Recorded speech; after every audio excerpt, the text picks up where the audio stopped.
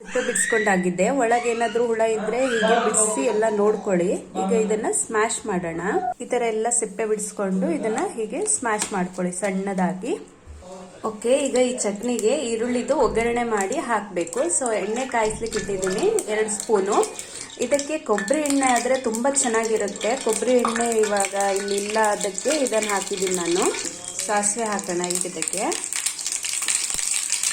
ಜೀರಿಗೆ ಹಾಕಿದ್ದೀನಿ, ಸ್ವಲ್ಪ ಒಣಮೆಣಸಿನ್ಕಾಯಿ ಹಾಕಿದ್ದೀನಿ, ನಂತರ ಕರಿಬೇವಿನ ಸೊಪ್ಪು ಹಾಕ್ಕೊಳ್ಳಿ.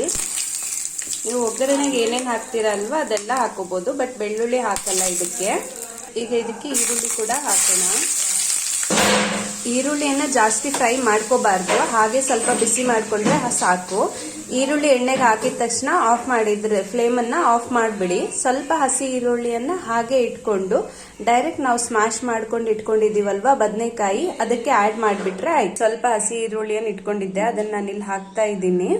ಈಗ ಈ ಒಗ್ಗರಣೆ ಮಾಡಿದ್ದನ್ನು ಕೂಡ ಹಾಕಿ ಮಿಕ್ಸ್ ಮಾಡ್ತಾ ಇದ್ದೀನಿ. ಈಗ ಇದನ್ನ ನೀಟಾಗಿ ಹೀಗೆ ಮಿಕ್ಸ್ ಮಾಡ್ಕೊಳ್ಳಿ.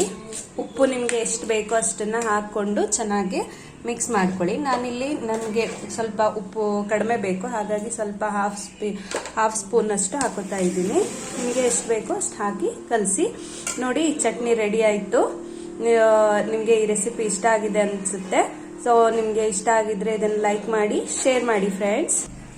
ನೋಡಿ ಫ್ರೆಂಡ್ಸ್, ದೋಸೆಗೆ ಈ ಚಟ್ನಿ ತುಂಬ ಸೂಟ್ ಆಗುತ್ತೆ.